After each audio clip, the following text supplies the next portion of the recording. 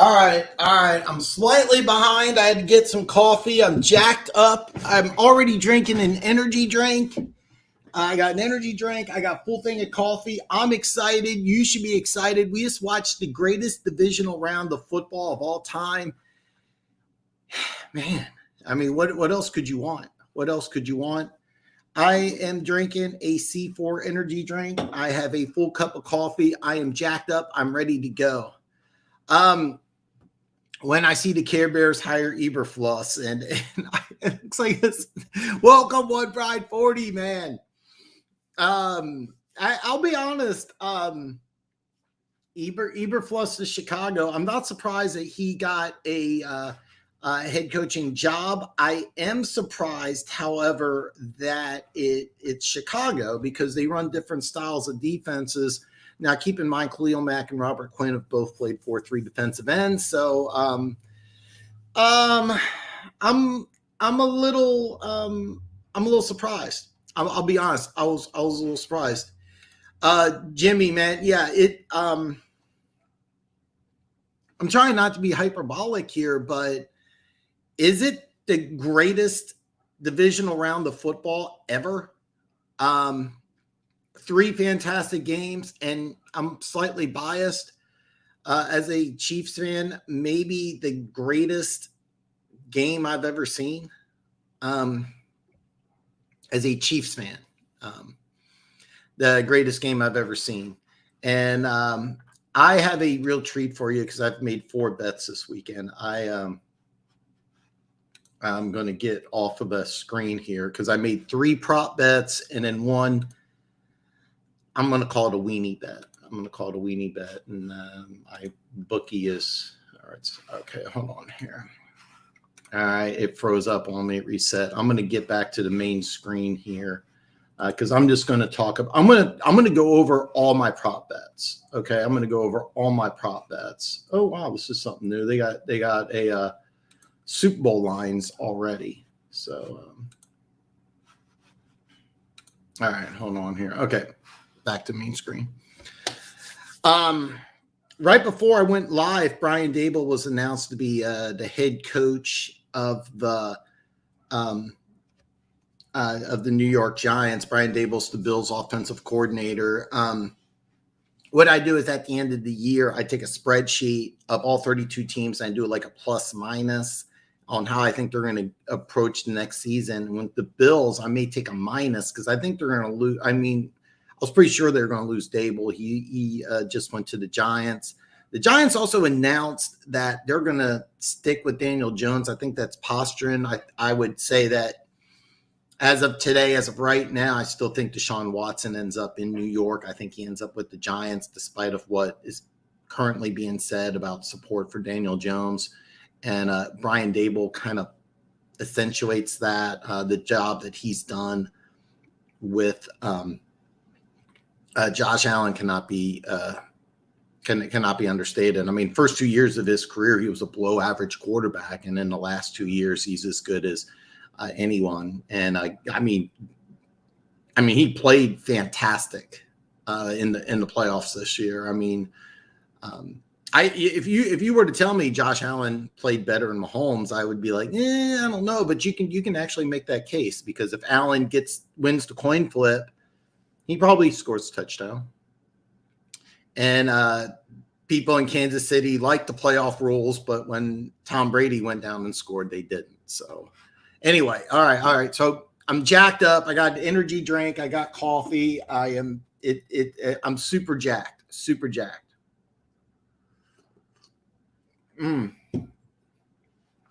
Funk, what's up, brother, man? How are you doing?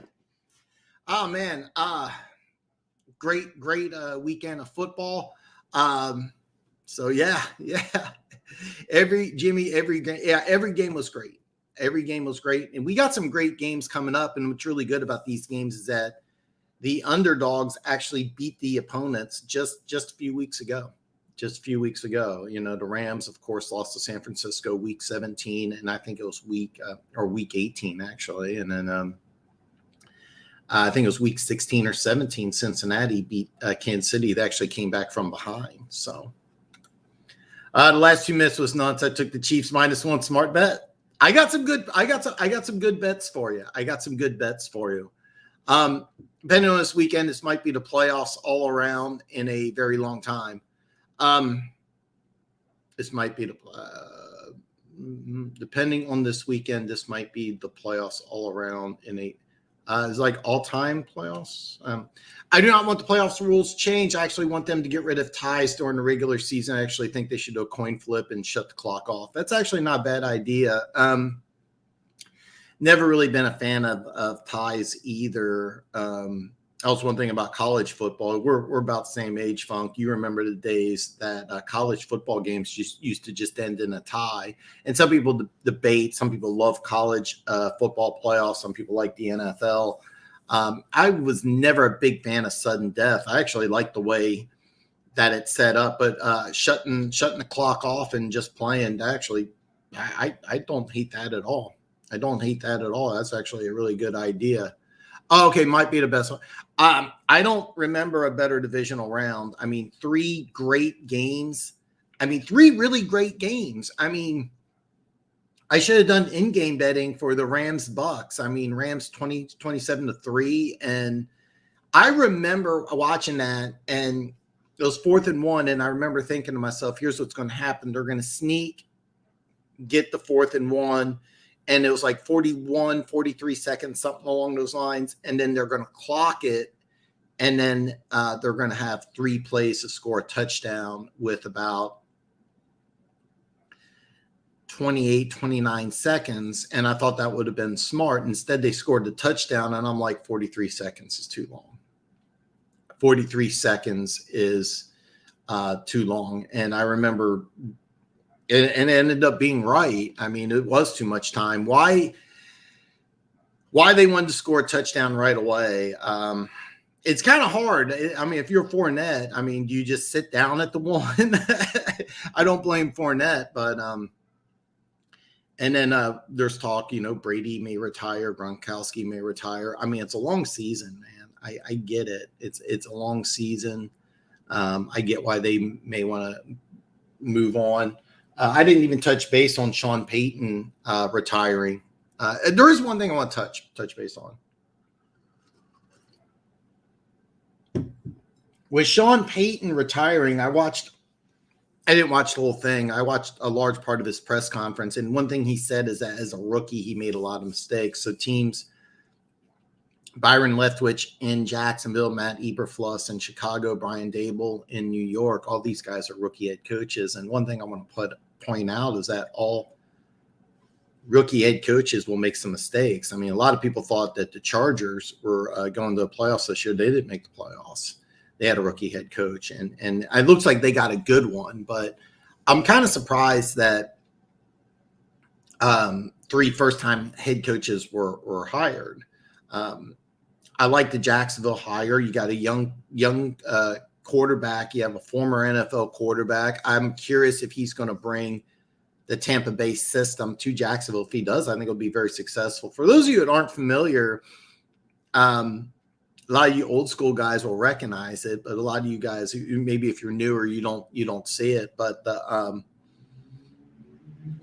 Bruce Arians offense is actually the old vertical passing game. It's the old Don Coryell, the Air Coryell offense. It's a downfield passing attack, which is, I hope, coming back to the NFL. I think the vertical passing game is much more fun to watch than bubble screens and jet screens and things like that.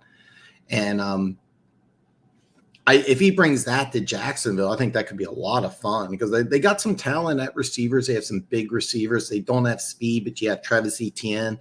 And if they continue to run a 3-4 defense like Bowles runs in Tampa Bay, Jacksonville could actually make the playoffs next year. But a rookie head coach with a second-year quarterback, I don't know.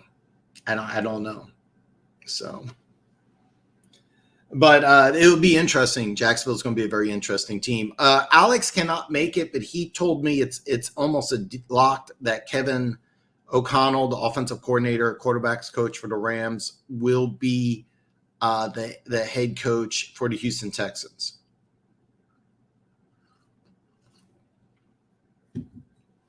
And I think that's brilliant. I have a more elaborate idea for overtime if I remember. Yeah, put it in the comments. Email it to me if you want. And I say that because I know you don't follow, you're not on social media. What's funny is Stafford haters in Detroit are still saying the team carried him and Goff is better. People forget Goff had one TD in his whole playoff. Yeah, I'm surprised you have anybody who really thought Goff was better than Stafford. So no, not like the old school run and shoot. This is the vertical passing game.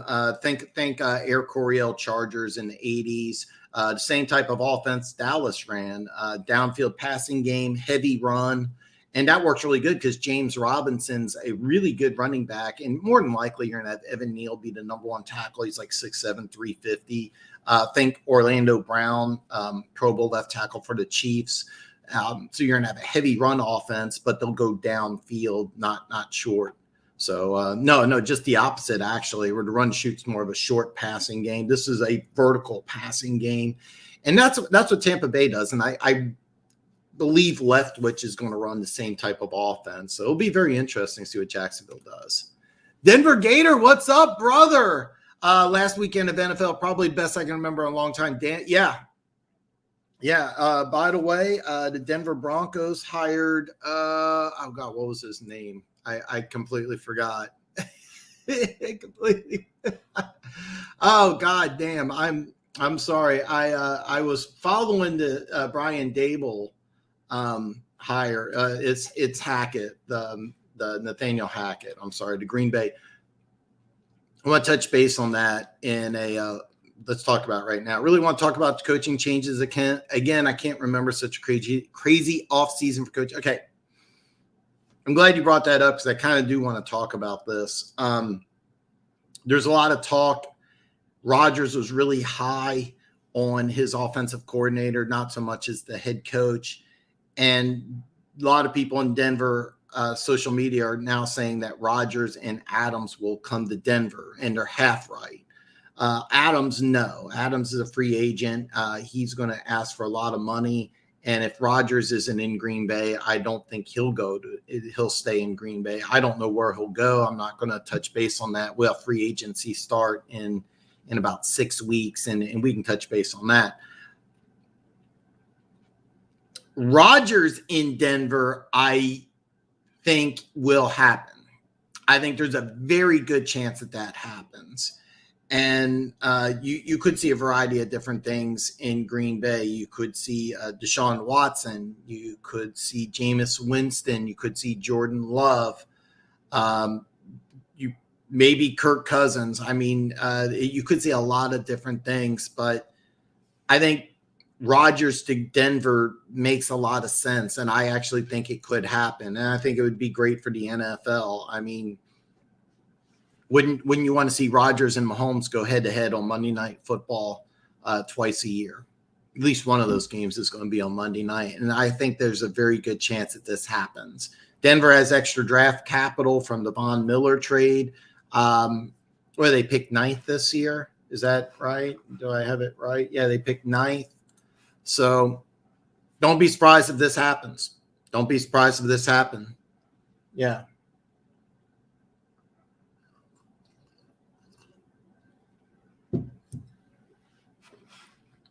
Watch Hackett press conference, do exactly what Broncos needed. Again, anytime he's first-time head coach, you have some question marks. But if he keeps the defense intact and just adds to the offense, I've seen a lot of mock drafts where Denver takes a quarterback. I don't think that would be the right move. Long-term, it would be great, but I think short-term, I think that what you want to look at is you want to go with a veteran, and it wouldn't surprise me if Rodgers ends up in Denver. And I think it'd be a lot of fun for the NFL. And he wouldn't be able to get Adams, but I mean, look, you got Jerry Jeudy, you got Tim Patrick. I'm drawing a blank on the other guy that they signed, the SMU receiver, the 6'4" guy. Really, really good, talented crew. Noah Fant, who I think would really benefit the most. He may end up just having a all-pro type of season too. So, I mean, and Javonte Williams is a superstar waiting to happen. So yeah. When I said run and shoot, I was thinking the Lions version of the 90s, the Silver Streak. I forgot about that. It combined a heavy West Coast run with a lot of deep shots. Sorry, man, I'm smoking. Folks, smoke away, man. Smoke away. It's illegal in Michigan. Yeah, I don't remember too much about the Silver Streak. I just remember 4 receivers and Barry Sanders, and I loved it.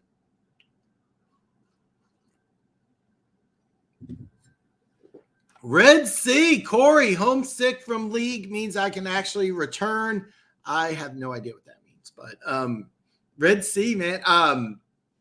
Actually, I'm gonna hit you up because I want to talk a lot of draft stuff. I got another couple weeks of the regular season, and then what I'm going to do after the regular season is I'm kind of going to go over my plus minus system and how I kind of rate teams and what I'm looking for. And I carry it forward throughout the draft. And then right after the combine, I'm going to start breaking down the draft. But I do want to talk to you quite a bit about draft stuff. So, man, I'm glad you're here, man. I'm glad you're here. I don't know what this icon means, that thing, but I'm glad to see you, man. I miss you, man. She said like the late 80s Falcons. Yeah. Glanville was not a fan of the short passing game. Herman Moore was a bad man. Oh, God. For those of you that don't know, Herman Moore was so good. He was an ACC high jump champion. He was 6'4", 210. I remember it was fun. It was funny. His quarterback in Virginia, his last name was Moore, and they had the Moore-to-Moore combination. And the guy wasn't a NFL quarterback, but he had a big arm, and Virginia was a lot of fun to watch. And Herman Moore, really, really good player for a long time. Really, really good player. All right, so I'm going to level with you here. I made 3 prop bets, and I'm going to call it one weenie bet. And the reason why I call it a weenie bet is that this is a little advanced, but if you're going to bet on the playoffs, if you're going to bet on the conference championship games, you want to do, really the best bet would be what's called it's called a two-way teaser. All right. Now what it is that in a two-way teaser, you have to take 2 teams, but you get 6 points for each one. And what I would do is that the Chiefs are a 7-point favorite. The Rams are a 3.5-point favorite. So I would recommend doing a two-way teaser. Take the Bengals and 13 and the Niners and 9.5, because I think these games are going to be relatively close. I think if one team was to blow out another, I would be a little shocked about that. If one of these is going to be a blowout, I think the Chiefs would blow out the Bengals. But I'm going to talk about both these games in some detail, and I have 3 really good prop bets I made. 3 really good prop bets. Moore was mossing. Actually he was. He actually was. Not as often, and it wasn't with the deep speed, but, I mean, Moore was phenomenal for jump balls. And he had a couple seasons, I think it was like 3 or 4 seasons, over 100 catches before it was commonplace in the NFL. Moore's really good. Speaking of draft talk, my first article should be posted on Fansided in a couple of hours or so, which just so happens to be my mock draft for the Cardinals. That is awesome. I wish I would have known. I would have put a link in the description, but when it comes out, if you can send me a link, I'll look for it. I want to see it. Congratulations. That is really awesome. And your mock draft for the Cardinals is really good. I know last year I had a mock draft. I had them going receiver, and you were really mad at me. If you lived close, you probably would beat me up. And then I switched it, and we were okay. But because I go in draft order, you have to wait a while for my Cardinals pick. But I am going to use a lot of your draft knowledge when I do my own mock draft. So that's actually fantastic. That's great news. So let's break down the Chiefs and the Bengals. The Chiefs are a 7-point favorite. Over under is 54.5, which has been steadily rising. It's going to be cold here in Kansas City, but not insanely cold. I'm going to bring up the weather report right now. If I remember correctly, it's going to be Sunday. Oh, wow. I'm actually wrong. It's game time. It's going to be 38. Okay. I was expecting it to be colder. So yeah, I know, man. Corey was going to beat me up. Corey lives. It's funny because Corey lives in Connecticut. He's a Cardinals fan, but was it? Is it? Anyway, I forget who it was now. Homeland lives in North Carolina, but's a Patriots fan. So,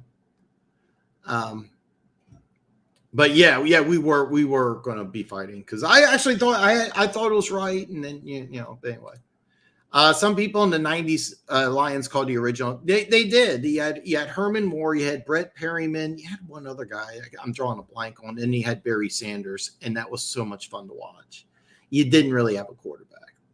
I would argue the best one you had was Rodney Peete, and he actually played high school ball really close to here. And then I remember he drafted Andre Ware, and I have no idea why Andre Ware didn't work in the pros, but I watched Andre Ware at Houston. It was one of the greatest things I've ever seen.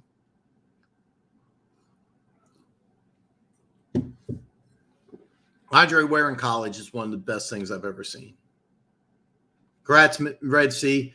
Wow. 49ers money line, Chiefs, Bengals over, and a TD for Hill, Chase Hardman, Zada.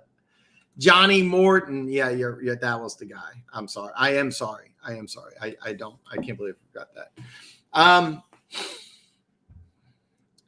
You know what? Hill, Chase, Hardman, and Zada. All right. I'm going to give you my prop bets. All three of them are on the Chiefs. The first one I got is I think it's a good one. It's plus 175. So I bet a $25 wager. So $25 will win me $43.75. But I got CEH scoring a touchdown. Chiefs have to win. I think CEH is going to score a touchdown this game. That's the first one I got. Tyreek Hill over 79.5 receiving yards. Of course, he went for 155, and he went for 155 in the divisional round. He's had some really big playoffs. So I think he will need a big game. I think he will have a big game. Lately, he's been targeted less downfield, but he's been doing a really good job route running, improving his hands. Remember, it's a former running back who changed his final year after he was kicked off Oklahoma State.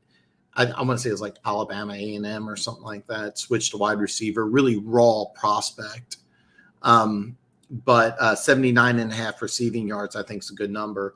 I also have Travis Kelce over 78.5 receiving yards. He's been key. He also had a big game against the Bengals a few weeks ago. So I'm taking both those guys hit over 80 and CEH one touchdown, and the Chiefs do have to win. So Ware was so small he couldn't. Really? Huh? Is that what it was? Okay, because I didn't know he was. I remember thinking he was like 6'2", 210, 220, something like that. I remember he played at Arrowhead. I thought he was bigger than Rodney Peete. So, it's been a while since I've been able to chill here because I'm always bowling. I know. You bowling Friday, so I actually want to do more shows on other days during the week, and then I'm kind of hoping that maybe me and you can get together when I do the Arizona pick, because I'm going to do individual videos. I was kind of maybe me and you can tag team the Cardinals and kind of yin versus yang, which, we're going to have disagreements, and this is a big one, but yeah, we're going to have disagreements, but I was kind of hoping we can have like a yin and a yang. And I have a feeling we're going to disagree on the draft. I mean, look, 32 teams, there's, 32 first round picks. There's, going to be some room, there's going to be a pick or two we disagree upon. So when the Cardinals pick, I was kind of hoping I'll have picks. What is it? Cardinals pick 23rd. I was kind of hoping picks 1 through 23 we can kind of break down our mock drafts. So, but Corey says, "Sorry, Dan, but I'm taking the Bengals to take down Mahomes at Arrowhead." Hey, no hate here. I mean, I get it. The Bengals are a hot team. They're the underdog. It's a lot more fun to cheer for an underdog. But yeah. I no hate. I get it. I'm going to explain why I don't think that's going to happen. But yeah. Well, what I'm doing is I'm going to start doing the drafts right after the combine, Monday through Friday. I'm going to come out with a draft video, and when the Cardinals pick, I'm going to hit you up. We're on a group chat on Instagram. By the way, follow Red Sea on Instagram. He always posts really cool stuff. I love the dog stuff. I love the dog stuff that you post here. I have a thing for dogs. I love dogs, man. The only reason I was surprised about Martin is because I thought I know Perryman left for Kansas City, and he wasn't here long. Was Morton in Kansas City also? I know Perryman was. But yeah, they had Brett Perryman, Herman Moore, Johnny Morton. I think they had a tight end too.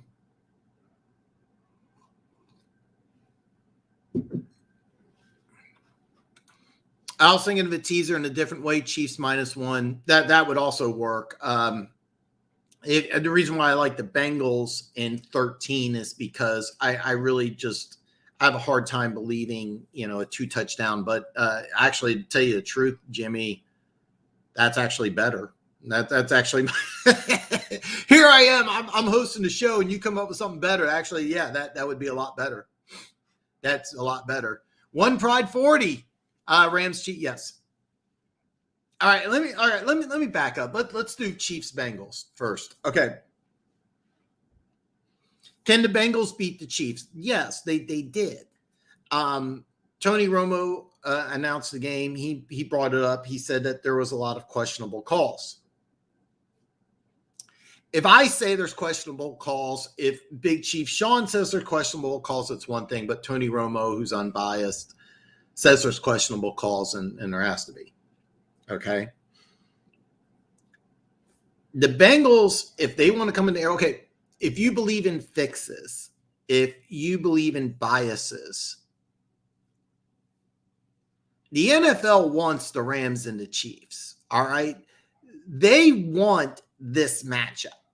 NFL executives, TV executives. I mean, watch the NFL Network or ESPN for more than half an hour, and you're going to see a Patrick Mahomes commercial. Patrick Mahomes is the face of the NFL right now. And if you're going to beat Patrick Mahomes in the playoffs, it's not going to be on a questionable call. All right. The fourth down, for those of you who don't remember, the Bengals went for it. The score was tied, and the Bengals went for it on 4th and short with under a minute to play, and they got a pass interference call.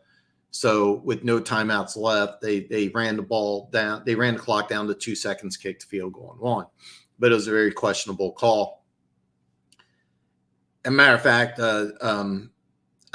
Joe Burrow was actually knocked out of the game. The backup quarterback took those snaps and put the knee down.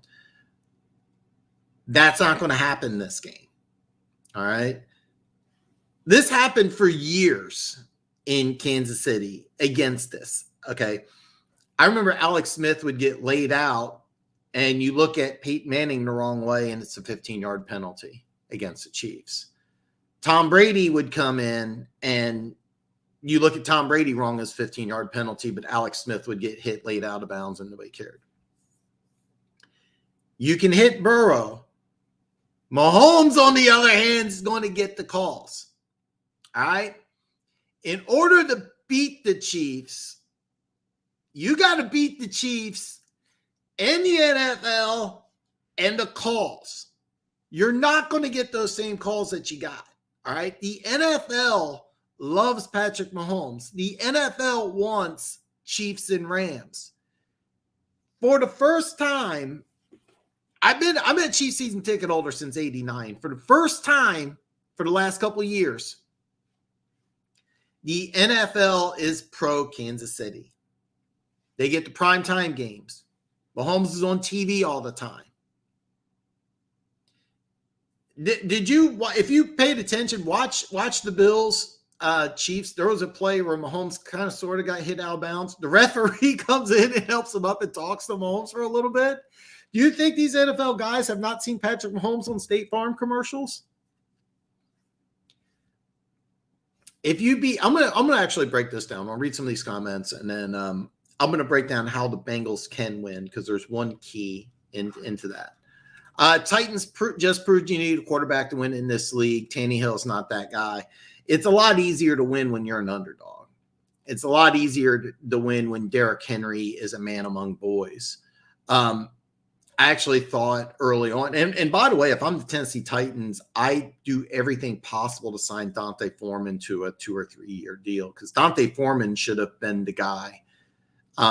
I understood you had to get Derrick Henry involved and you wanted to get him involved, but he just wasn't the same. And honestly, all the wear and tear in his career, I think that really, I think he's plateaued. I don't actually, I think he's peaked.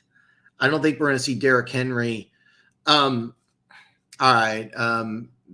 I'm going to get rid of somebody. Somebody put in some bullshit. I don't have tolerance for spam. You're not going to see Derrick Henry be MVP Derrick Henry anymore. And this happens with bigger running backs. Take a look at Eddie George. He had that year where he was on the Madden cover. The year they went to the playoff Super Bowl, he had over 400 touches. Never was the same player again. Wasn't even close. Just fell off a cliff. And I think that's what you're seeing. There's an old saying that you're either the truck or you're either the tractor or you're the trailer. And Tannehill's the trailer. You know, he's not the guy. They gave him a lot of money, but no, you're right. He's not.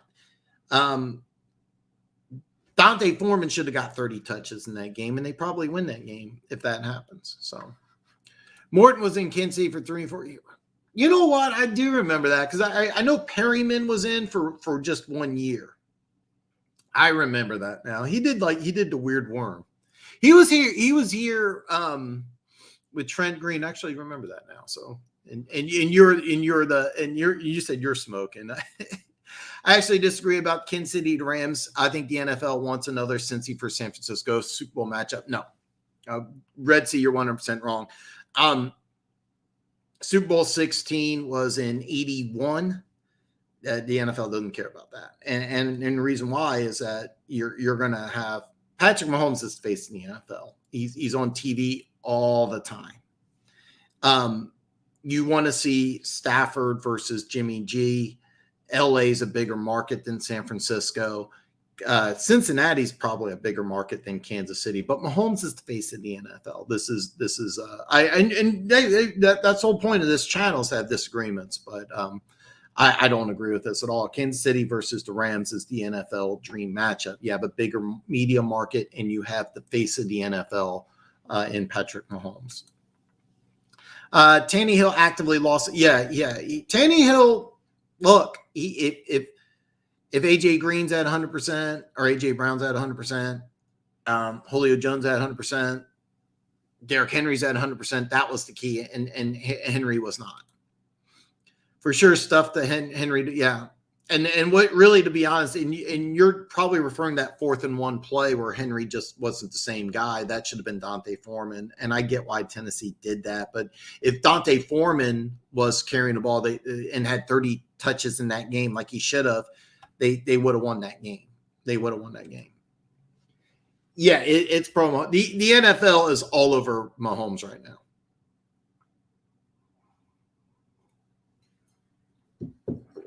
The NFL is all over Mahomes right now. Hey, Pride. What would say if the only big name the Lions signed was Harold Landry?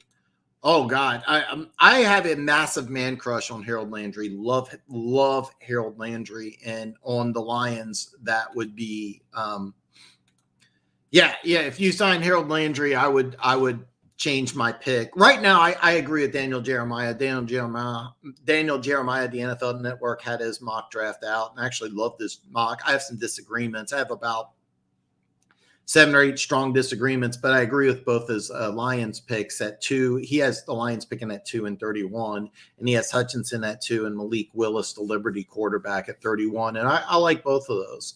I like Willis because I'm seeing he's going to measure out like 6'1", 225.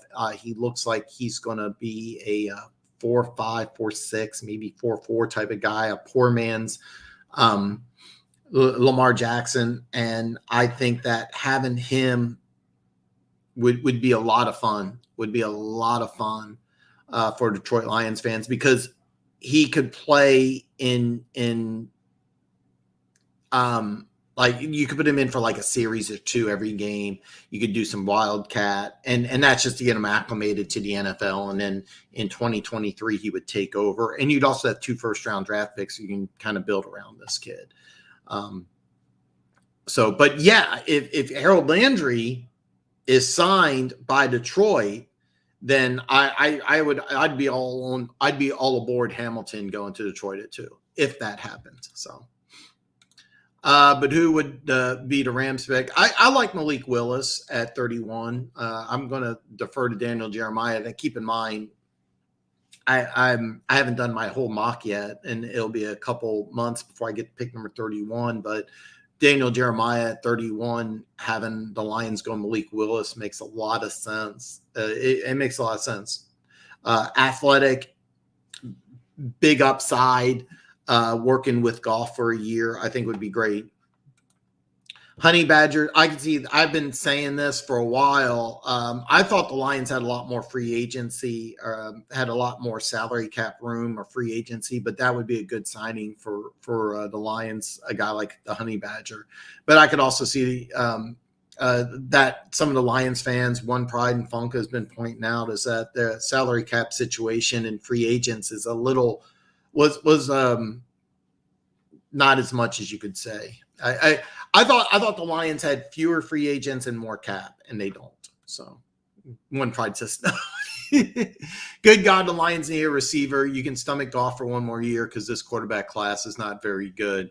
No, I agree, but I also think that you can go with either Hamilton or Hutchinson at 2, Willis at 31, and then keep in mind Detroit picks again at 34, and you could get a really good receiver at 34. And even if you don't get a good receiver at 34, there's going to be some free agent wide receiver signings. I think there'll be multiple free agent wide receiver signings in Detroit. I wouldn't be surprised if it's 3 or 4. Free agents, and then it wouldn't surprise me if they draft 1 or 2. I really thought that they would do more this offseason, but yeah, as of right now, your number one guy is Amon-Ra St. Brown, and I think he's a good 2. So,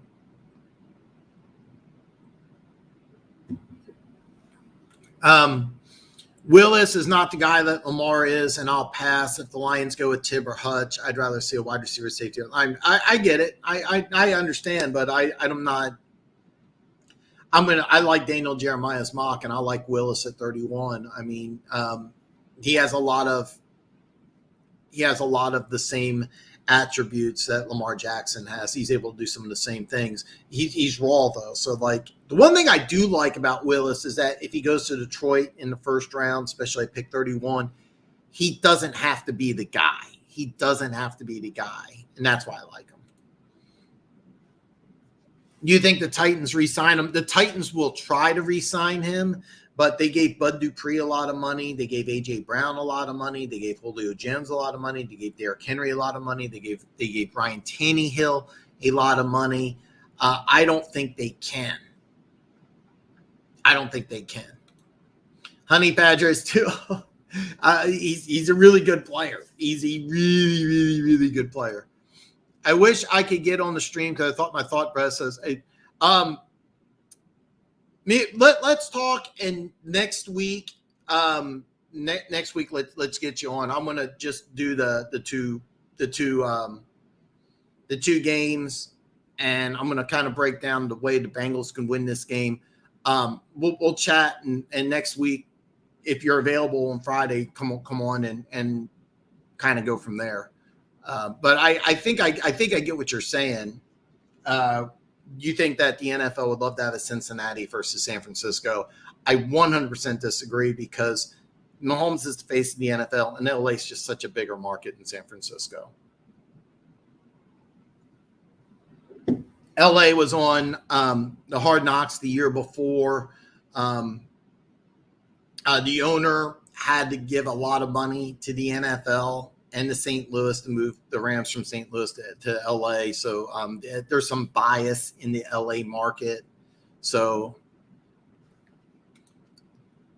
okay, the Detroit draft. Okay. All right. And you're saying the Lions, yeah. No, I get it. I get it. American Football Network, welcome, brother. Chris Olave may fall in the first round, considering his 40 time will be 4.55, 4.65. Yeah, this is why I don't do any mock drafts till after the combine, because if Olave runs, let's just say 4.6, then no, he won't go in the first round.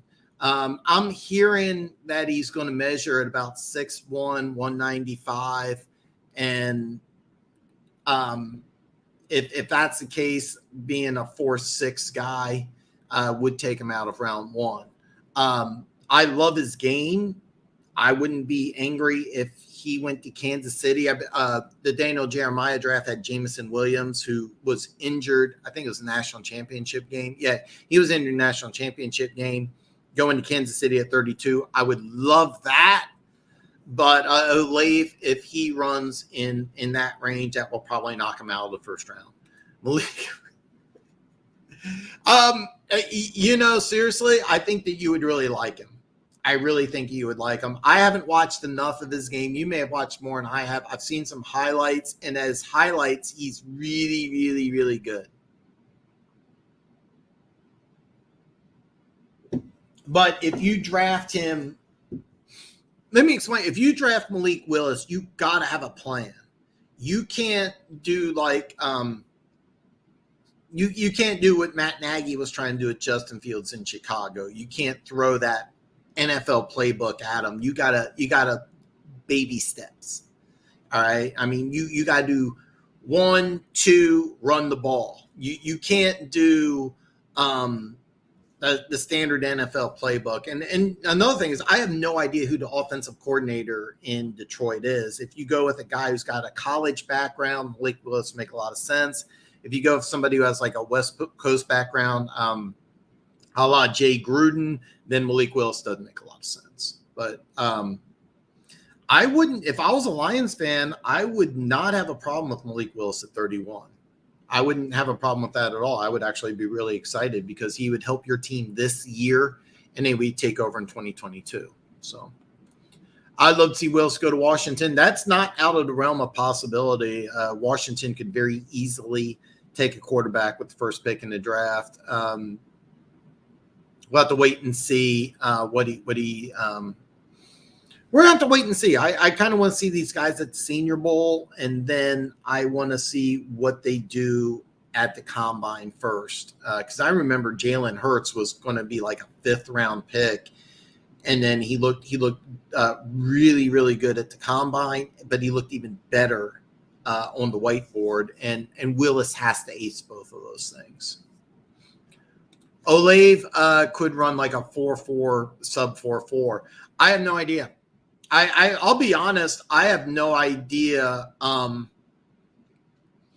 This is kind of funny. This is like the whole point of this show, is that Red Sea is going to say Olave is the second fastest guy in the draft behind Williams. American Football Network says Williams, Wilson, Burks, several other guys much, much, much faster. Funk says London, Wilson, Olave, Burks, Williams, all go first, plus Pickens is another guy can sneak in the back of the first. This is why I want to wait till the Combine. I want to see the Senior Bowl, and we'll kind of go from there. Okay, I'm going to backtrack. Bengals, Chiefs, and There's one way the Bengals could win this game. There's one key, and it revolves around Joe Mixon, not Joe Burrow. Joe Mixon has to outperform the duo or trio of Kansas City running backs. The only way the Bengals win this game is Joe Mixon, and I think he has to have a minimum of 7 first downs. I think he needs to be used in the passing game. He has to be used in the rushing game. He needs to have a minimum of 20 touches, and he has to have a massive game. The only way the Bengals beat the Chiefs is Joe Mixon has to control the clock, and I think that's what you're going to see in this game. And it's kind of interesting because the over-under is 54.5. I'm almost leaning towards the under because I think both of these teams really want to run the ball. I think the Chiefs, you're going to see CEH get a little more action. Returning from injury, Jared McKinnon has been playing lights out in the playoffs. Darrell Williams is supposedly cleared. He's been practicing. If he clears, he's been very, very good. He had a big game against the Bengals just a few weeks ago.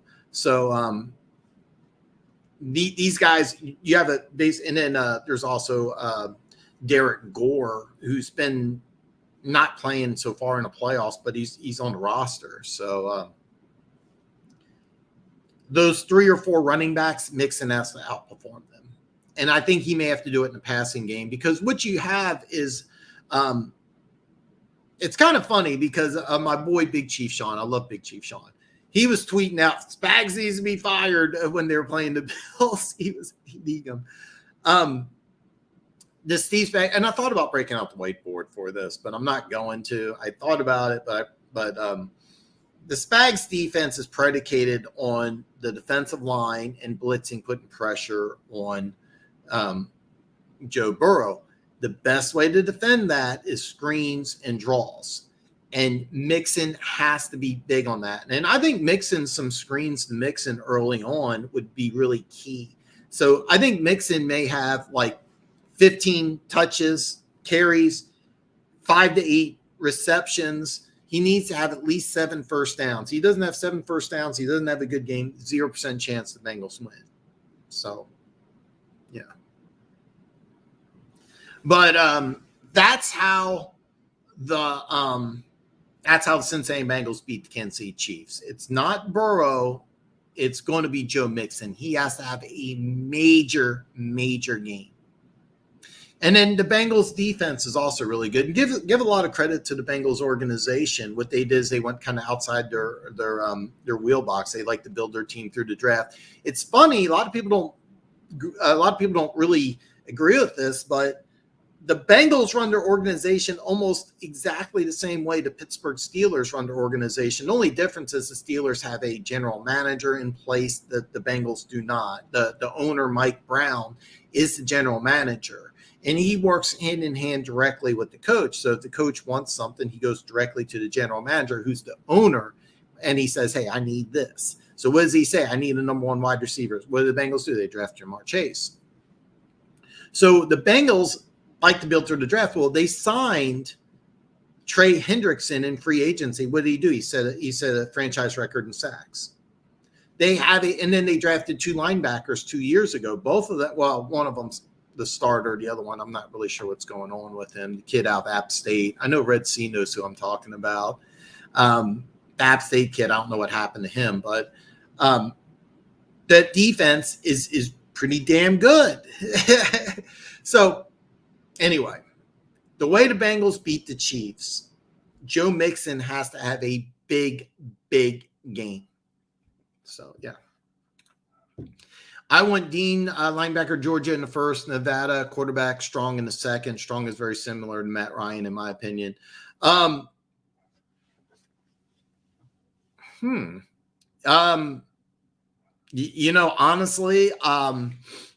I would flip the two. I don't think Strong's going to be available when the Broncos pick in round 2. I don't think he's going to be gone, but Dean might be available. Here's Dean's the most interesting story coming into the combine because I'm hearing he's going to come in at like 5'10", 215, and he's going to run in the 4.6 range. And if that's the case, he may be available in rounds 3 or 4. Now, if he comes in at 6 foot 225 and he runs in the 4.5 range, and I think he could run faster, then he's going to be a first round pick. But Strong is not going to be available in the second round, even though Daniel Jeremiah does not have him going in the first round. He's going to be gone early. Strong's a guy I'm really high on. He's got a little more athletic ability than Matt Ryan, but yeah, you're right. And if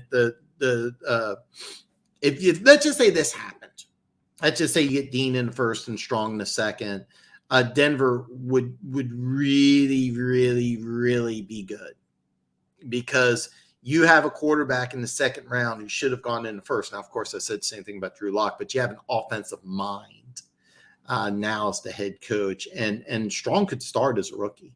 So, dude, yes. Thank you. And just like I'm going to get together with Corey, and Corey's going to come on the show. And I've had Corey on the show quite a bit, and he's fantastic. If you want to come on and we can have a threesome, I know Corey loves threesomes, so especially with two guys. But yes, thank you. That would be awesome. And let's,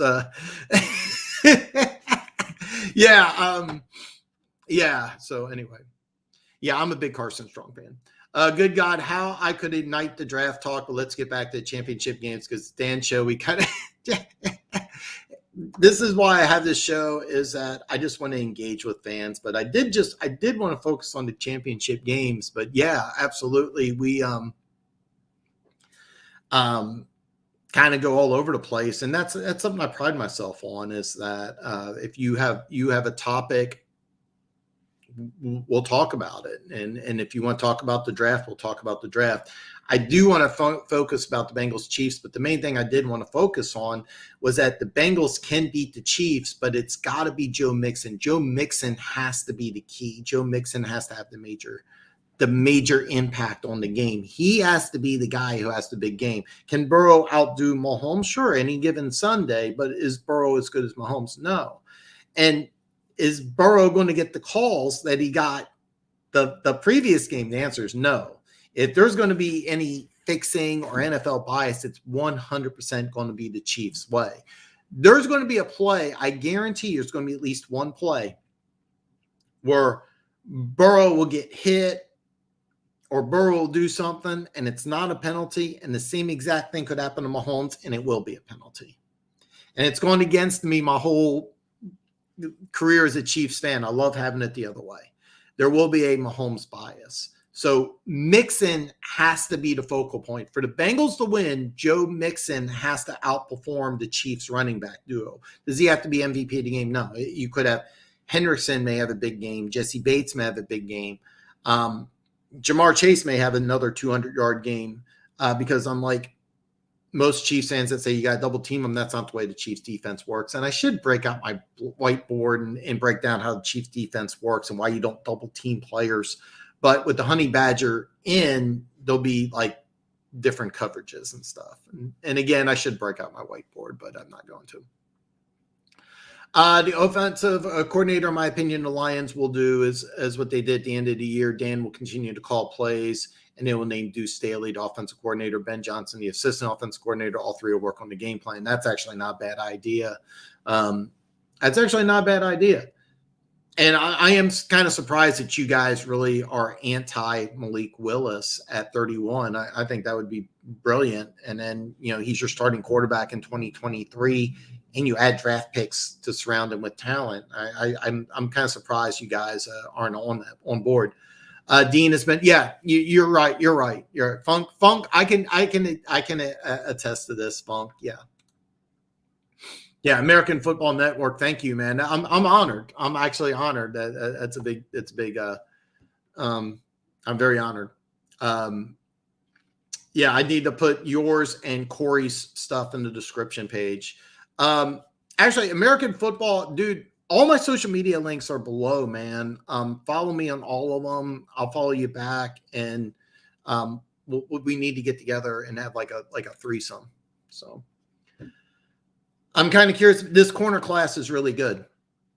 You'll probably see, we'll probably see about 5 or 6 corners in the first round. The name that's kind of the most polarizing and interesting is Derek Stingley. A lot of people thought he would be a top 5 pick after his freshman year, and now there's talk that he may go late in the first round, maybe even second. So it's going to be, it's going to be interesting, man. It's going to be interesting. Hey, American Football Network, I subbed to your channel, number 419. Remember that when you're big time famous? That's awesome. Dean runs a 4. I'm hearing all over the place. Watching him on film, he looks like a 4.5 guy, like low 4.5. There's not really on film. There's not too much of a difference between him and 55 minutes in complete brain freeze. The Bears number 58, one of the best linebackers in football, didn't go to a Pro Bowl, got robbed. You guys know who I'm talking about. The guy Nakobe Dean replaced at Georgia, number 58 on the Bears, complete brain freeze. But yeah, he looks like that guy.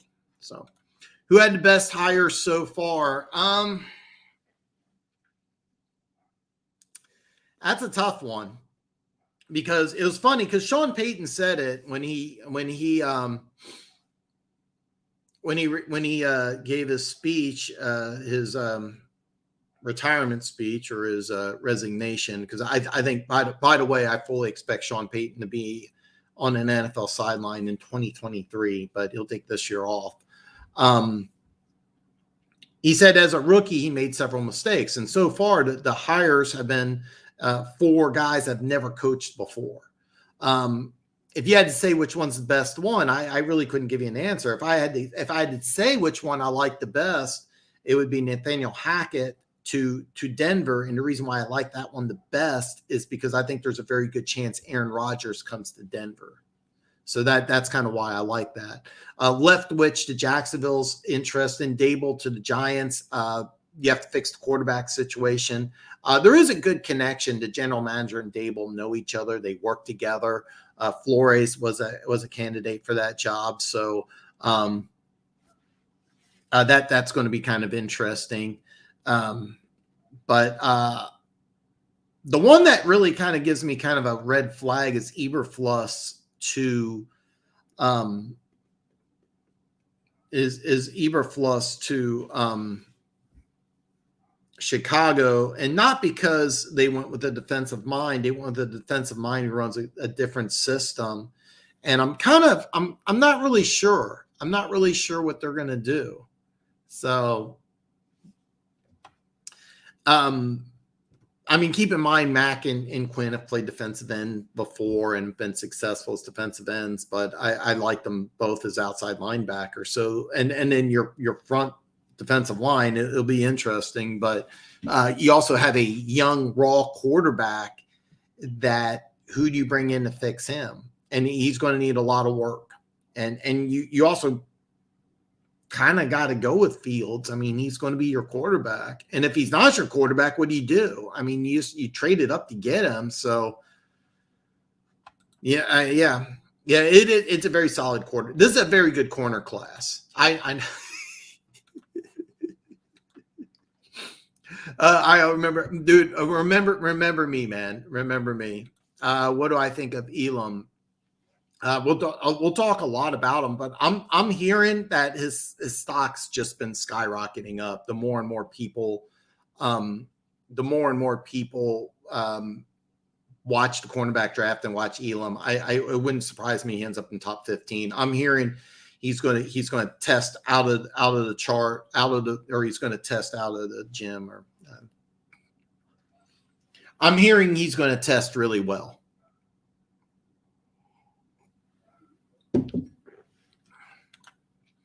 Yeah. That's kind of funny. But hey, guys, if you're watching this, sub to American Football Network, please. He could, James, and it's not a good thing for Burrow. And being sacked 9 times, if he's sacked 9 times at Arrowhead, that's definitely a loss. And that's a big reason why I think that Mixon has to have such a big game. And I think early on you'll see some screens and draws and try to prevent Kansas City from just, Roquan Smith. Yes, I can't believe I forgot his name, but yeah.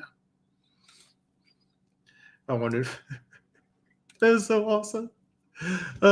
Yeah. I'm also. By the way, American Football Network. On my featured content, I'll include you. Check out my boy Luke G. If you want Detroit Lions info, you gotta check out my boy Luke G. I need to get a hold of Luke G also, but yeah.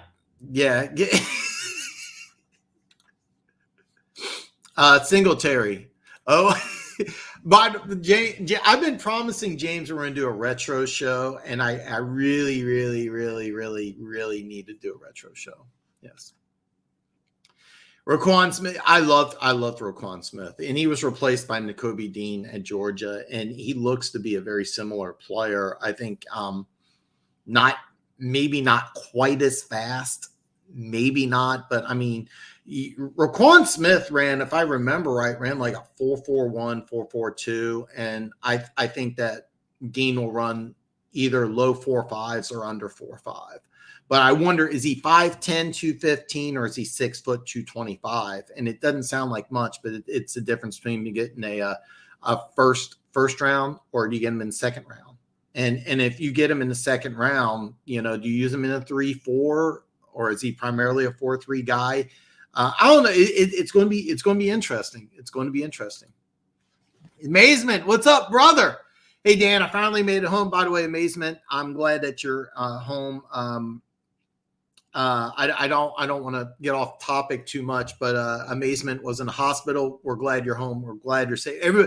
It's not much, but certain things are bigger in football. Your health and your safety is one of them. So I'm very glad that you're home, and I hope that you make a 100% recovery. So anyway, remember, Bengals are the last team to beat your Chiefs. Still upset the way my Bucks look. Yeah. Okay. Number one, I was surprised. I was floored the way your Bucks looked.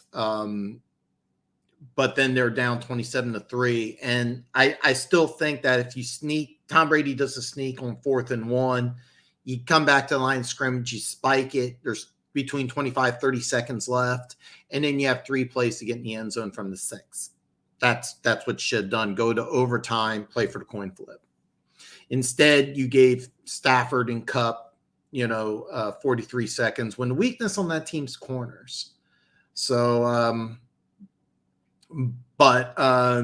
if Brady and Gronk comes back, you have just as good a chance as anybody. You have to realize the Rams are in salary cap hell.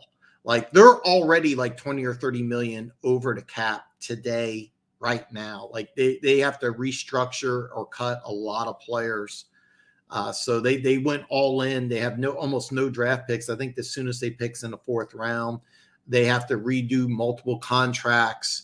And it's going to be crazy with the Rams. The Rams are going to be a fun team this offseason because there's going to be multiple players that are going to be released that are studs, and then they're going to have to rework a bunch of contracts. That's just to get under the cap. And then who can they add? I mean, because they can't draft anybody.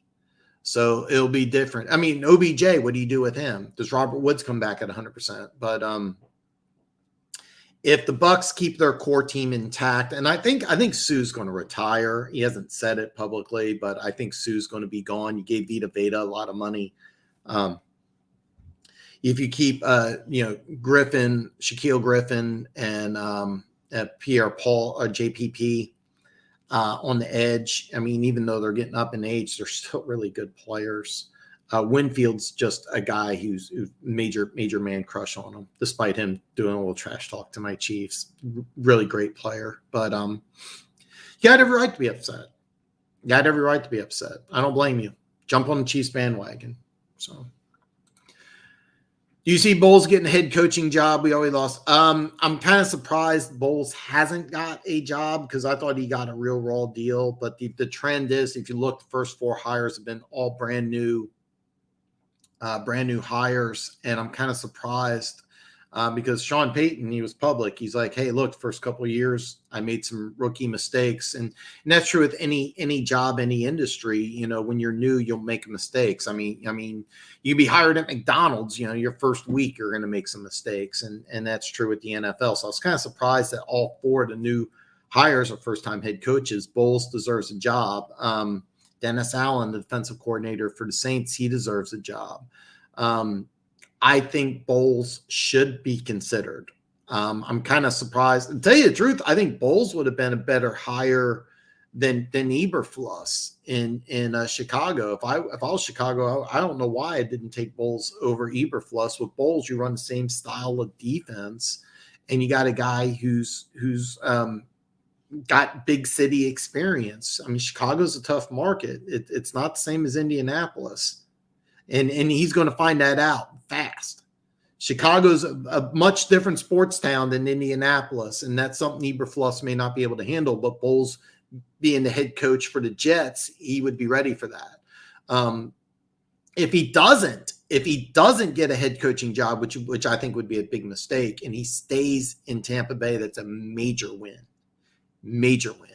So, but yeah, I do see him getting a head coaching job. I'm kind of surprised he hasn't got one yet.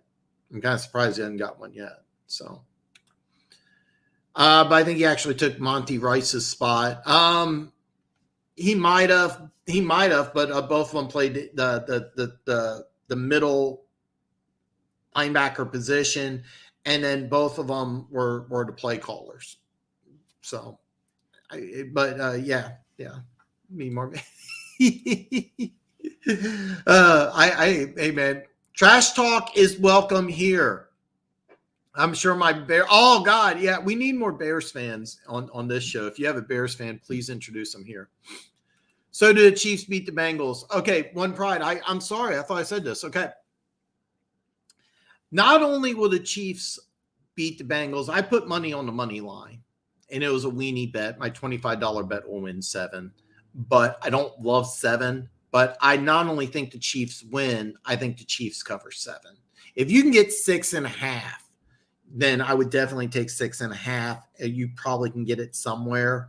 It looks like the line right now, it's -7. I'm sorry, it's 7 at -120. So it's even money if you take the Bengals.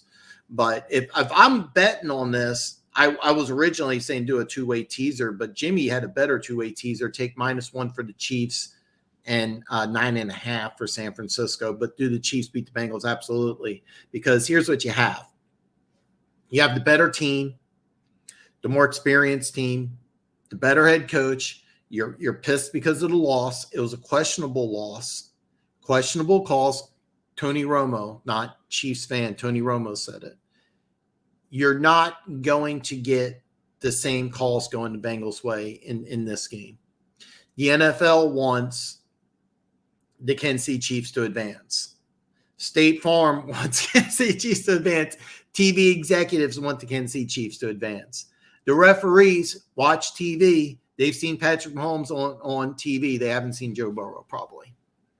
I mean, they probably have because they do research, and the NFL referees actually do a lot of work. They do a lot of prep work, a lot of film work. They do a lot of practice, so they know. But they're going to be much more familiar with Patrick Mahomes than they are for Joe Burrow. So do the Chiefs beat the Bengals? Yes, and I think they win by double digits. I really do, or close to double. I'm thinking like 34-24. So yeah. Who in here has a channel? Anybody? I usually try to do a good idea of promoting shows. I didn't realize that Corey's Fansided article would come out. If I did, I would have put this link in the description. But yeah, I can't believe how much Bills fans were complaining over the OT loss when they loaded at 13 seconds to win the game. Do you mind the OT rules? No problem with the OT rules. I actually didn't mind the OT rules when the Chiefs lost to the Patriots. And I said the same thing. I said, because a lot of people thought that the Chiefs should have won the game against the Patriots final Super Bowl. Well, maybe not final, but anyway, I didn't have a problem. The Chiefs gave up 174 yards rushing. I knew that they were going to lose the first drive of the game. The Patriots did not do anything except run the ball straight up the middle and ran the ball right into the end zone. Brady didn't even throw the ball. There was a 3rd and 10 where Edelman, completed the pass, and stop a 3rd and 10, you get a chance to go to the Super Bowl. Stop the run, you get a chance to go to the Super Bowl. I mean, Tony Romo called it perfectly too. I can't believe I've been ranting on how much I have a crush on Tony Romo's announcing, but he said it right away. He says, here's what you do. You want a squib kick, use a few seconds off the clock, and they kicked it right in the end zone. It's like, is 13 seconds too much time? And it was. And it was. Bills fans should not complain about the OT loss. They called the coin flip. They should have done a squib kick. They should have had different coverage. And so do I mind OT rules? No, it wouldn't. I actually like what Funk said and just take the clock off, and that, hey, there's no need to have a clock. Let's get rid of ties. I wouldn't mind that at all. Luke G.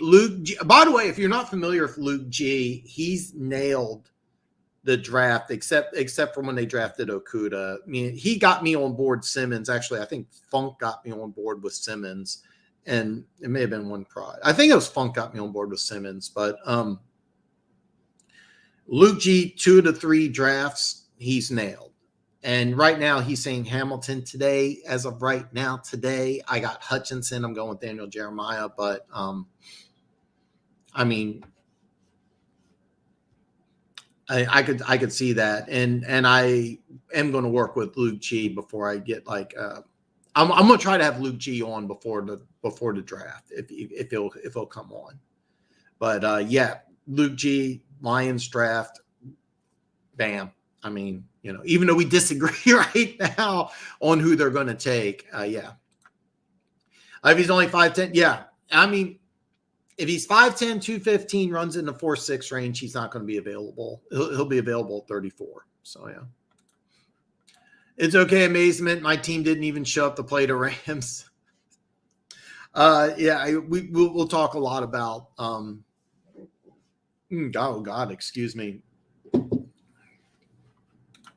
So what do you think of Elam Funk? And actually, I'd love to have Red Sea comment, because I think I've been hearing his stock. Like he may actually be the first corner off the board.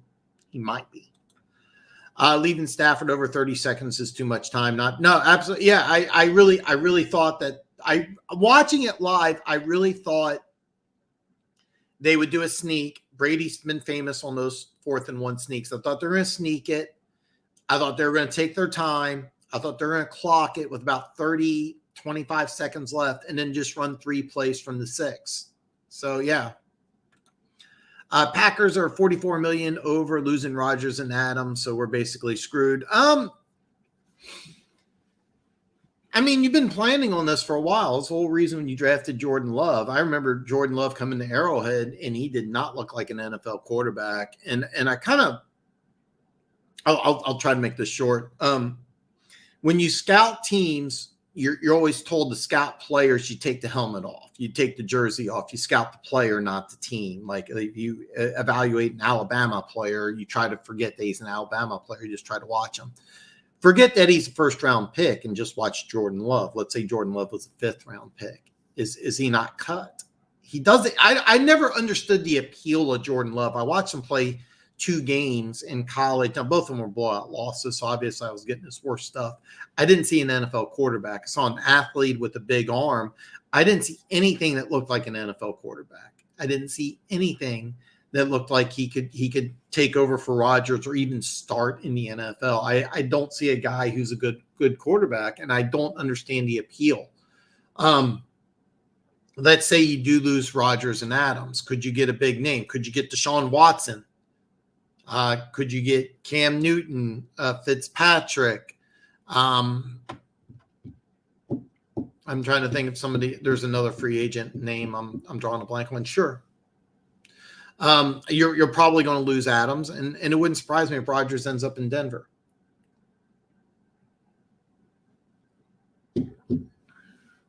But you had a good chance. Yeah, you had a good chance. I don't know what to tell you. I mean, you really had a good chance to advance. You had an early lead. I personally didn't feel like the 49ers won the game as much as Green Bay lost the game. So, yeah. If you think the Rams are in cap hell, look at Packers and the Saints definition of cap. Yeah, the Saints are in really bad shape. If I am a head coach, I do not want to take that Saints job. You're in a bad cap situation.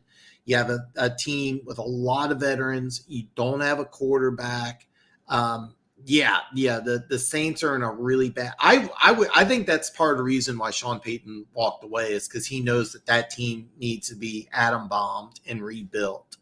Out of all the positions that are now available, I think the Saints are the least attractive because you're going to have to just gut that team. With the Packers, you're probably going to lose Rodgers, and then Adams is a free agent. So what do you do? And I don't think Jordan Love is the answer. So, Red Sea, if Kingsbury is, or I think he means is Kingsbury on hot seat. I think he is. Meaning that they go 8-9. I think he's gone. But if he gets back to the playoffs. But anyway, well, I wonder what Red Sea has to say. I haven't either, Funk. So, I mean, they're kind of are, so it's do or die for the Rams. The NFC North is about to crash hard. 9 to 10 wins may win the division. Absolutely.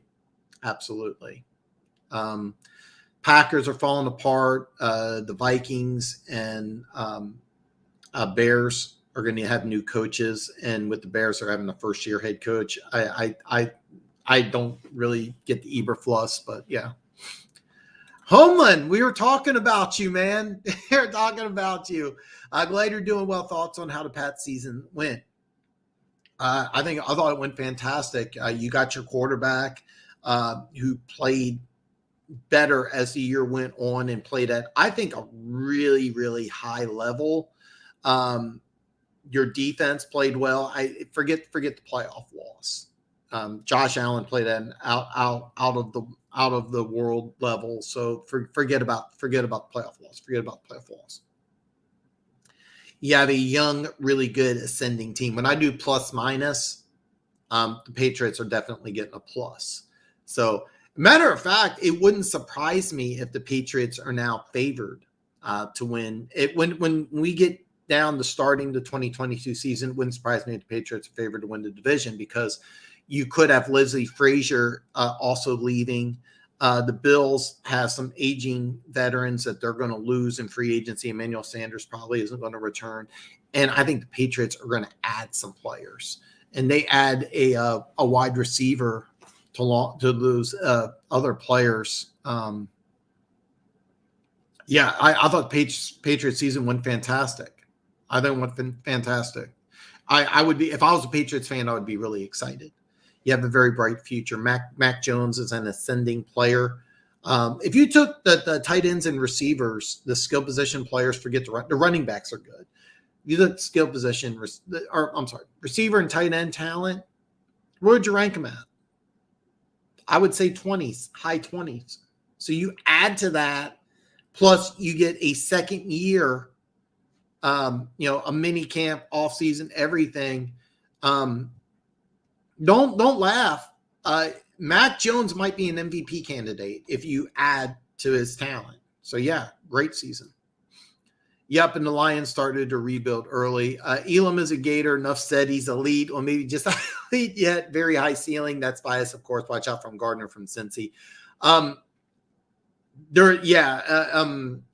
Sauce Gardner supposedly the first corner. Daniel Jeremiah's draft had him going 6 to Carolina. I disagree with that completely, but Elam's gonna keep rising. The ceiling's very high. The athleticism's off the chart. Kind of struggled in run D against Bama. If you're talking about Elam, that's not going to be an issue.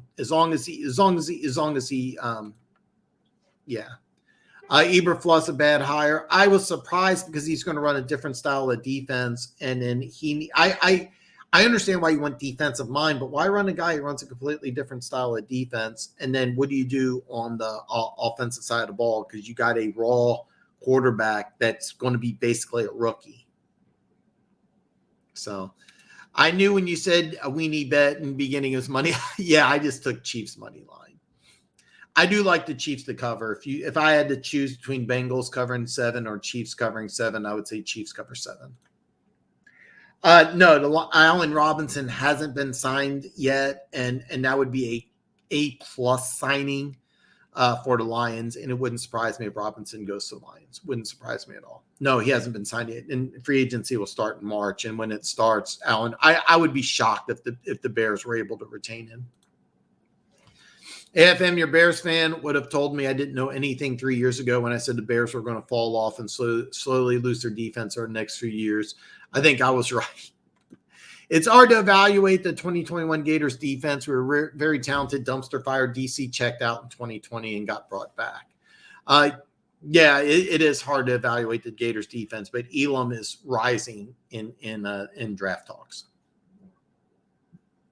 James Robinson is too old and pricey for me. Interesting. I don't think so, but Luke Steams thinks the Lions are really like Karlaftis. I thought it was Hamilton. Karlaftis and Daniel Jeremiah's draft, I think, went 15th. I don't know off the top of my head, but he went a lot lower.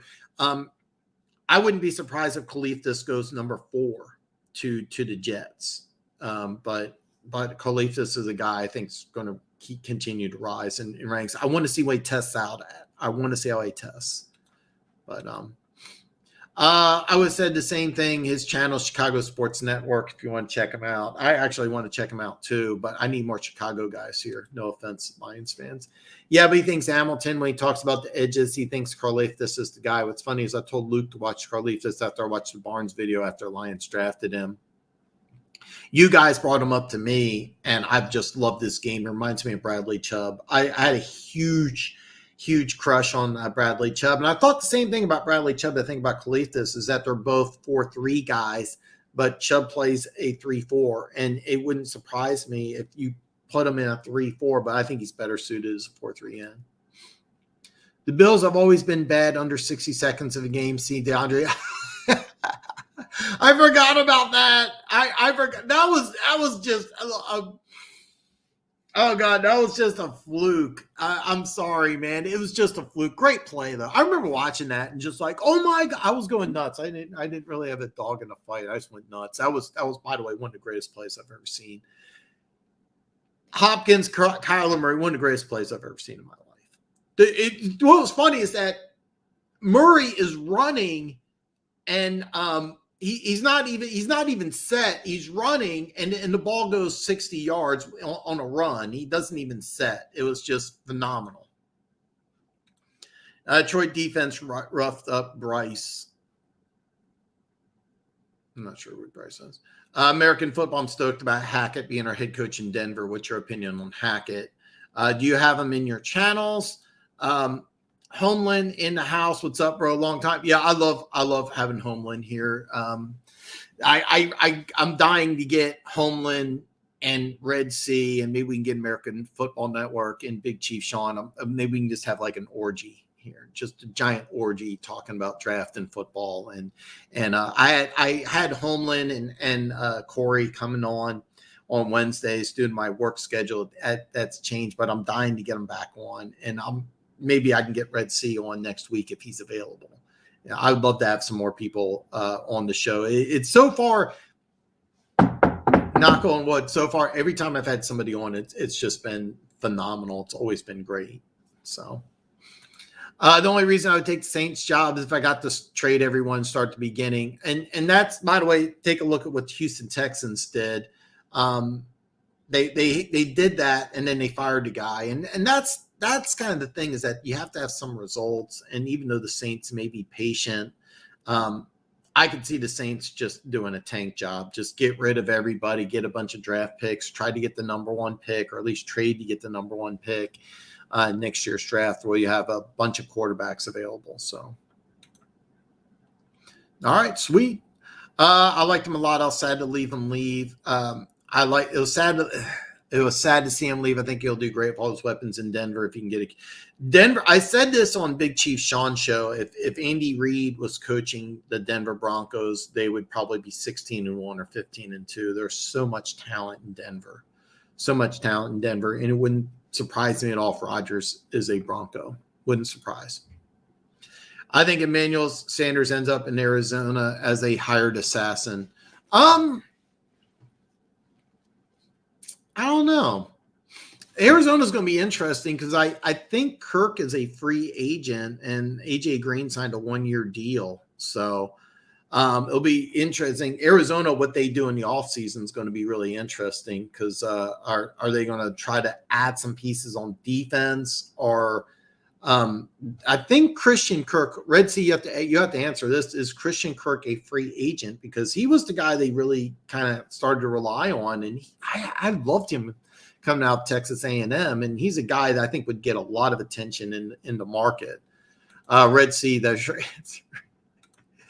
He can't catch.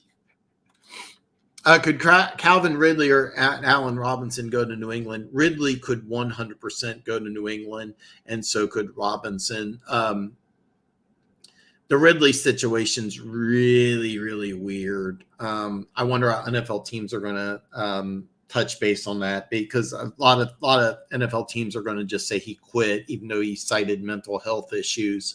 I mean, this was a elite NFL receiver who just stopped playing. And then Allen Robinson could go to a lot of different places. I am really high on Allen Robinson. I think that New England would be the perfect spot for him.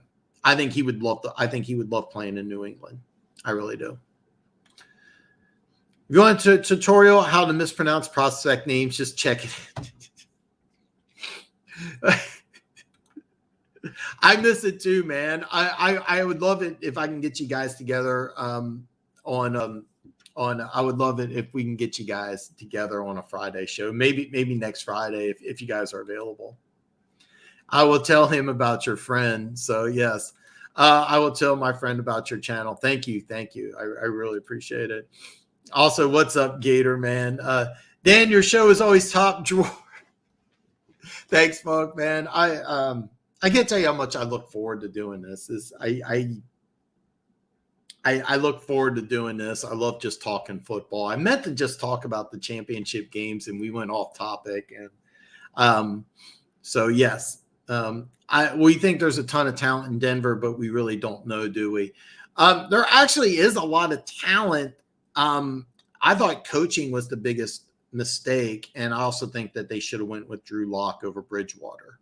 So I would love to have you guys on for a threesome next Friday and talk about everything. So American Football Network, got it. Hey, man, thank you so much for coming on. I appreciate it. If you don't mind, before you check out, give me a thumbs up, man. I would really appreciate it. Thank you. So I didn't. All right. So, okay. He's never free. Okay. I'm sorry. Okay. I'm sorry you're sick, man. But, we'll work something out. We will work something out. Nothing else I can get Homeland on. And maybe I can get American football. We'll see. We'll see. But, let's break this down here. I got the 49ers against the Rams. The Rams are a 3.5-point favorite. Over under is only 45.5. And actually, I like the over in this game because I could see lots of points being scored on this game, even though both these teams have really good defenses. If you remember week 17 or 18, last week of the season, Rams jumped out to a 17-0 lead. 49ers came back, ended up winning the game. And they won the game because they were more physical. They just beat up the Rams. They ran the ball at them. They stopped the run. They were more physical on both sides of the ball. That's why I really like the Rams in this game, because the Rams, I think, are better coached. Personal opinion. The Rams are easily more talented. And with more talent, if you're not as physical, physicality still wins in the NFL. And that's one thing I love about the NFL is you can still be more physical. It's not going to happen again. The 49ers have had the Rams number. That ends. The Rams will win this game. They're definitely going to win this game. I like them to cover 3.5, but those of you who do some sports betting know that I hate the hook And the hook's bit me in the ass more than once. A hook, anybody's done any sports betting has been bit in the ass by the hook. The hook is, for those of you who don't know, the hook's the half point. So 3.5, I would almost never take 3.5. I do like a two-way teaser. I do think this will be a close game, but the Rams are too talented. It's the Rams' time. It's going to be Chiefs and it's going to be Rams. I would recommend a two-way teaser. What Jimmy said earlier in the show was take the Chiefs in 1, take the Niners in 9.5. I'm stealing that because I think that's what's going to happen. But you're definitely going to see a Chiefs Rams Super Bowl. The NFL wants to see this. TV executives want to see this. Advertisers want to see this. You're not going to get the questionable calls going against the Chiefs like you saw in the regular season matchup between the Bengals and the Chiefs. And the Rams have the incentive. They have the talent. They just have to play physical. And I think they will. I think that when you get beat up in the NFL, it really gives you an incentive. The 49ers are not as talented as the Rams. So the Rams definitely got pushed the last game, plus the game was in LA, and the Rams couldn't even hear a play call of all the 49ers saying. I agree with you. There was a lot of 49ers fans. You're not going to see that this time. 49er fans are going to be there, but it'll be a pro-Rams fan base. The 49ers won't be the more physical. They may be more physical. It's not going to be as physical.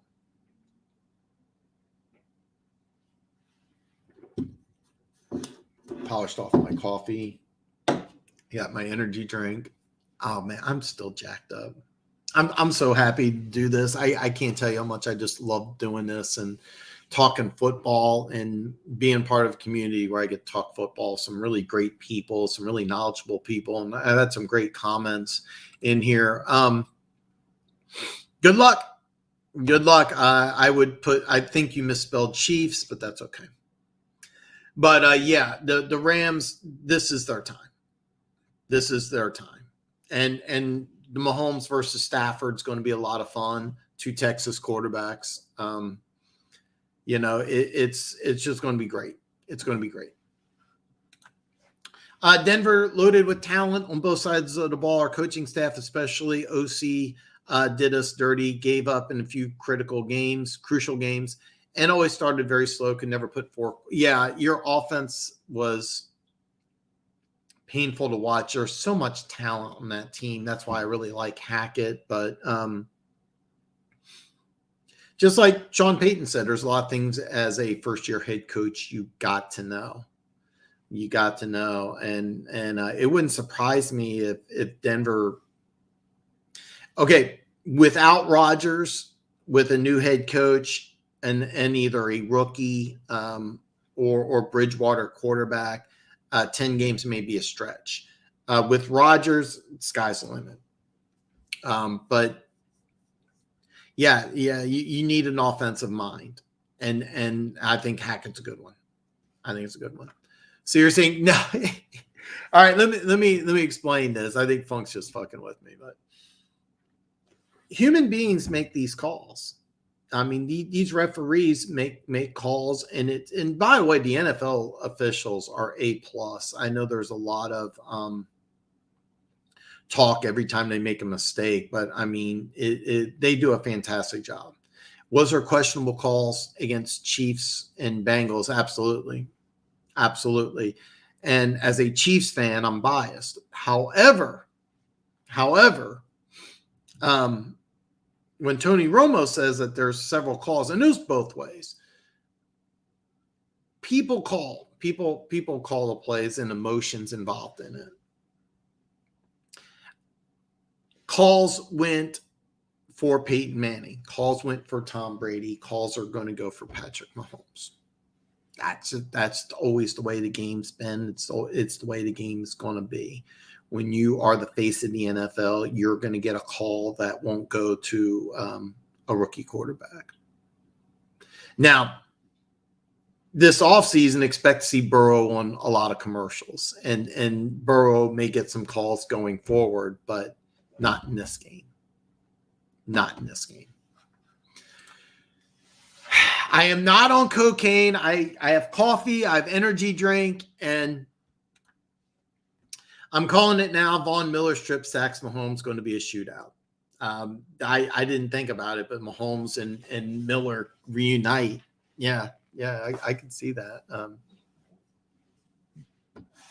Both these guys are really fond of each other. Mahomes' first game was the regular season finale when the Chiefs locked up the playoff seeding against Denver, and Mahomes or Von Miller was chasing Mahomes, and the left throw was a different game. It wasn't his first game, but Miller's been very fond of Mahomes, and they have a friendship.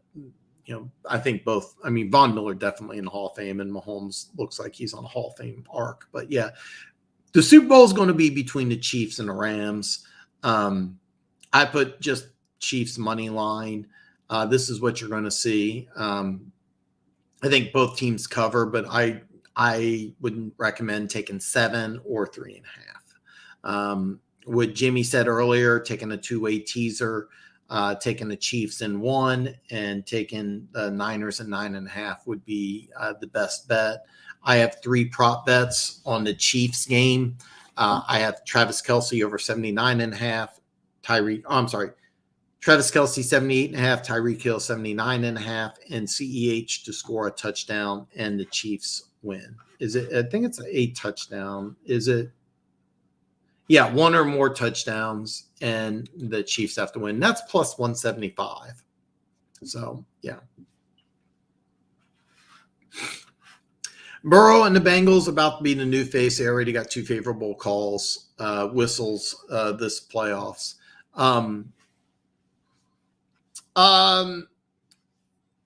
They could be.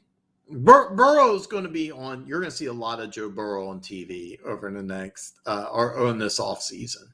And the playoff whistle was interesting, but it was also in Cincinnati. This is going to be Arrowhead. It's going to be different. It's going to be different. Mahomes about to be Jim Kelly 2.0 with 1 ring. Sorry, not sorry, bud. Well, I mean, hey man, I get it. I think Mahomes will. I do think it's going to be Chiefs Rams. I really think it's going to be Chiefs Rams. And I mean, could the Rams beat the Chiefs in the Super Bowl? Sure, it can happen. I mean, we'll talk about that next week. But I'm just going to wrap it up. Homeland, I'm going to hit up you on Instagram, and maybe I can get you and American Football Network on. Corey, unfortunately, is busy, but I'll hit you both guys up and see if we can get something on. See if we can get something together for next week. I would love to have you guys on if you're available. So, because we're going to talk Super Bowl, we'll talk draft. We'll have a lot of things to talk about. The Bengals are set to have a bright future when you look at the way they're set up. Yeah, listen. I think it's Joe Mixon. Boyd also, I think, is under 25. Joe Mixon, Boyd, T. Higgins, Jamar Chase, Joe Burrow are 25 and younger. Now, Boyd, I think, might be set to be a free agent, and he may be gone, but T. Higgins has all the tools to be a number 1 wide receiver in his own right. He's Robin to Jamar Chase. And then you got Burrow and Chase. The defense, the signing of Trey Hendrickson was brilliant. I mean, he set a record. You got Sam Hubbard. They also drafted a guy in the 3rd round from Texas. I'm drawing a complete blank on his name. Absolutely loved him. I think he got injured. It's a young, talented team. It's a young, talented team. They do have a bright future. But one thing I want to tell you, though, is that, and I've said this many, many times, teams have a streak of long losses, double-digit losses like the Bengals do that spike up, usually come back down. Same thing happened in Kansas City. They were 2-14. They brought in Andy Reid. They won 11 games. The next year they won 9.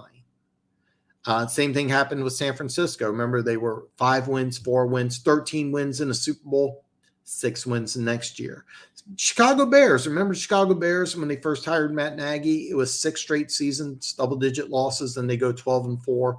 Next year they drop back down. don't expect the Bengals to win 12 games. I think, was it 12 games, 11 games? They'll dip a little bit. They'll dip a little bit, but they're loaded. The Bengals loaded with young talent. But don't be surprised if they dip a little bit. Don't be surprised if they dip a little bit next year. AFC is super loaded. Yeah, you got Mahomes, you got Allen, you got Herbert, you got Burrow. If you want to call Tua in there, we're not even talking about Deshaun Watson. Derek Carr was playing lights out for a while. Yeah. We'll get together. Hopefully I can have you guys on. So listen, guys, thank you for showing up. I'm going to wrap up here. Guys, listen, please give me a thumbs up on the way out. Follow me on social media. And you can always email me. I haven't done too much on my website yet. I need to put my picks down. And then if you have anything, you can always email me. I have notifications that show up on my phone, so I will get it and I will respond. Next week, we will talk about all right. Next week we'll talk about the Super Bowl matchup, and of course we'll talk draft and everything. So hey guys, like I said, I'm going to end this on this. I got Chiefs versus the Rams. Hopefully it'll happen. You saw my 3 prop bets: CEH in the touchdown, Kelsey over 79, and Kelsey 78.5, Tyreek Hill 79.5. Hopefully I hit on all 3, and I'll see you guys next week.